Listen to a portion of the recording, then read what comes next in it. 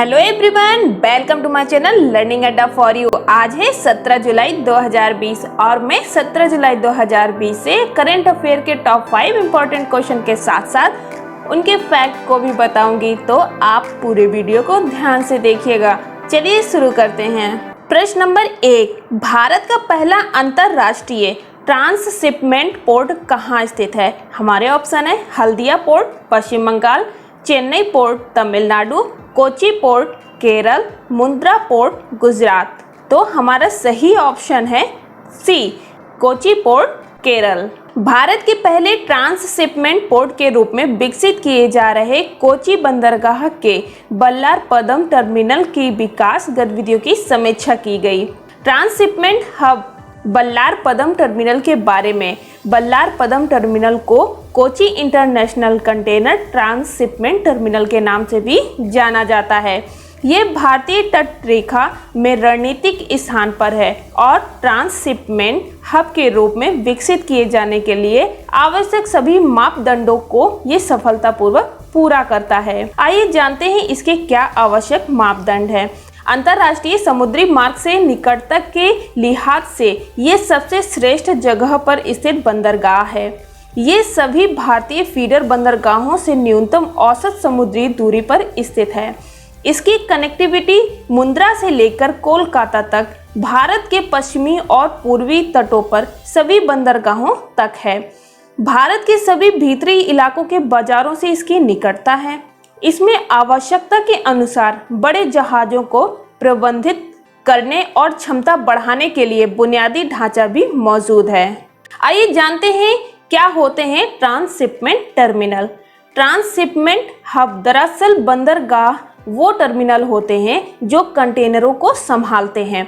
यहाँ कंटेनरों को अस्थायी रूप से संग्रहित किया जाता है, जिन्हें बाद में गंतव्य के लिए दूसरे जहाज़ों में स्थानांतरित किया जाता है।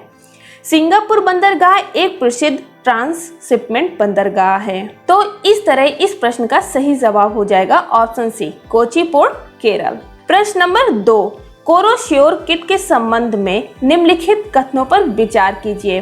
पहला कथन है कोरोश्योर किट का विकास आईआईटी दिल्ली ने किया है। दूसरा कथन, यह कोविड-19 परीक्षण की किट है। तीसरा कथन, ये अन्य किटों की तुलना में बहुत ही सस्ती है। उपयुक्त में से कौन सा कथन सही है? हमारे ऑप्शन है केवल 1, केवल 2, केवल 2 और 3 या 1, 2 और 3। तो हमारा सही ऑप्शन है डी, 1, 2, 3। केंद्रीय मानव संसाधन विकास मंत्री श्री रमेश पोखरियाल निशंक ने विश्व की सबसे सस्ती कोविड-19 डायग्नोस्टिक किट कोरोश्योर को डिजिटल माध्यम से लॉन्च किया। कोरोश्योर किट का विकास आईआईटी दिल्ली द्वारा किया गया है। IIT Delhi real time PCR आधारित नैदानिक परीक्षण के लिए आईसीएमआर की मंजूरी प्राप्त करने वाला पहला अकादमिक संस्थान बन गया है। यह किट आरटी-पीसीआर पर आधारित है, जिसे आईसीएमआर और डीसीजीआई द्वारा स्वीकृति प्राप्त है। इस किट को उच्चतम अंकों के साथ आईसीएमआर की मंजूरी प्राप्त हुई है और डीसीजीआई ने इसे बहुत ही उच्च संवेदनशीलता और विशिष्टता के साथ मंजूरी प्रदान की है। कोरोश्योर किट का विकास स्वदेशी रूप से किया गया है।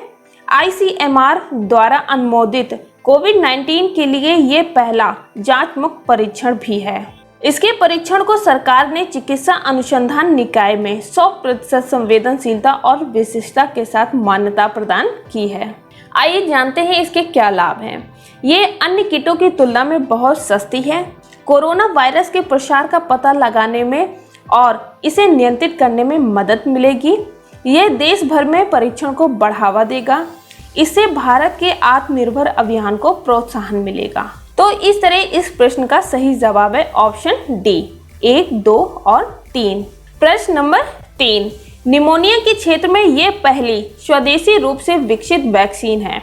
यह वैक्सीन शिशुओं में स्ट्रेप्टोकोकस निमोनिया के कारण होने वाले आक्रामक रोग एवं निमोनिया के खिलाफ सक्रिय टीकाकरण के लिए उपयोग की जाती है। इसे पुणे स्थित serum institute of India private limited द्वारा विकसित किया गया है। इस वैक्सीन को एक इंट्रामस्क्यूलर तरीके से प्रशासित किया जाता है।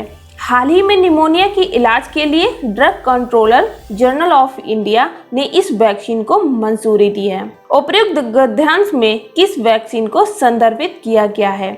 हमारे ऑप्शन है pneumococcal polysaccharide conjugate vaccine, pneumococcal polybromide beta vaccine, pneumococcal polyethylene alpha vaccine, pneumococcal polychloride complex vaccine. तो हमारा सही ऑप्शन है A, pneumococcal polysaccharide conjugate vaccine. Pneumococcal polysaccharide conjugate vaccine Pune स्थित serum institute of India private limited द्वारा pneumonia के लिए पहली पूरी तरह स्वदेशी तरीके से विकसित की गई वैक्सीन है। ये वैक्सीन शिशुओं में स्ट्रेप्टोकोकस निमोनिया के कारण होने वाले आक्रामक रोग एवं निमोनिया के खिलाफ सक्रिय टीका के लिए उपयोग की जाएगी।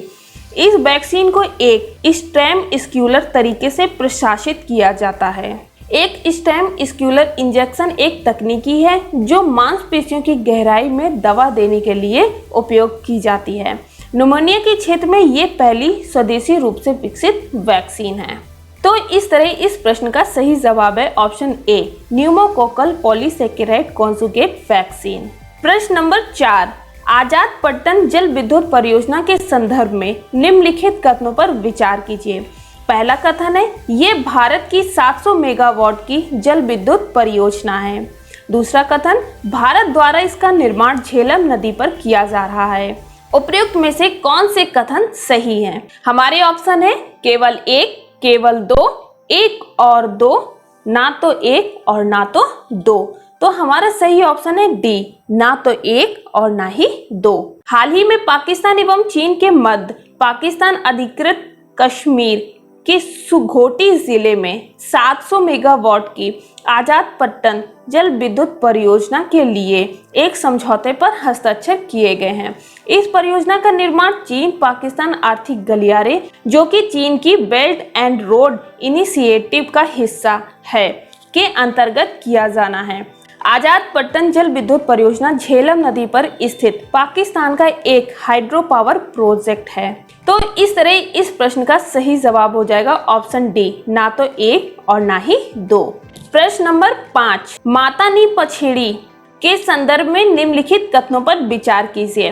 पहला कथन है, यह एक पंजाबी धार्मिक वस्त्र लोक कला है। दूसरा कथन, इस कला में कपड़े के केंद्र में मातृ देवी का उल्लेख किया जाता है और शेष कपड़े में उनकी कहानियों एवं किंवदंती को निरूपित किया जाता है। तीसरा कथन है, इस कला का प्रयोग केवल बघारी समुदाय द्वारा किया जाता है।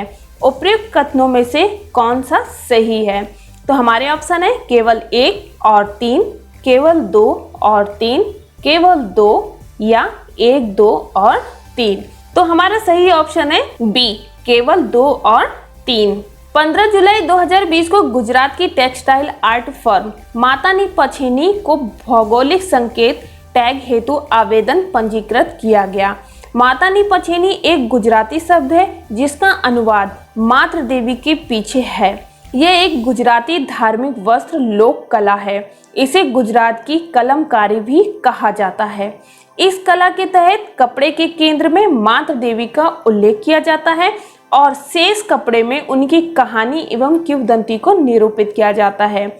परंपरागत रूप से इन पछेड़ियों को कपड़े पर हाथ से पेंट या ब्लॉक प्रिंट द्वारा निरूपित किया जाता है। हाथ से काटे गए आयताकार कपड़े में प्राकृतिक एवं खनिज रंगों का उपयोग रिक्त स्थान को भरने तथा रंगाई प्रक्रिया में किया जाता है। यदि कपड़ा आकार में चौकोर है तो उसे माता नो चंदारवो के नाम से जाना जाता है। वर्तमान में इस कला को गुजरात के खाना बदोश बघारी समुदाय के 10 से 15 परिवारों के 70 से 80 लोग ही जानते हैं।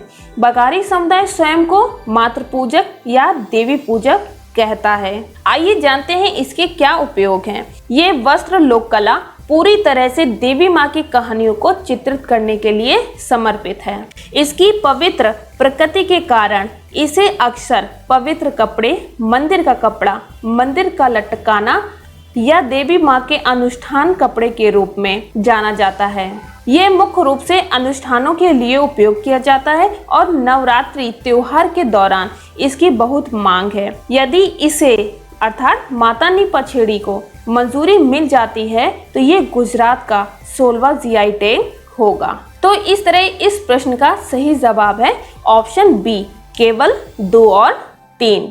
दोस्तों, अगर अभी तक आपने हमारे चैनल को सब्सक्राइब नहीं किया है तो प्लीज सब्सक्राइब कर दें और बेल आइकन को प्रेस कर दें ताकि हमारे जब वीडियो आए तो नोटिफिकेशन आपको मिल जाए। और हाँ दोस्तों, और अपने दोस्तों के साथ इस वीडियो को जरूर शेयर कीजिएगा। तो चलिए इसी प्रकार नए सवालों के साथ हम फिर हाजिर होंगे। तब तक के लिए गुड बाय।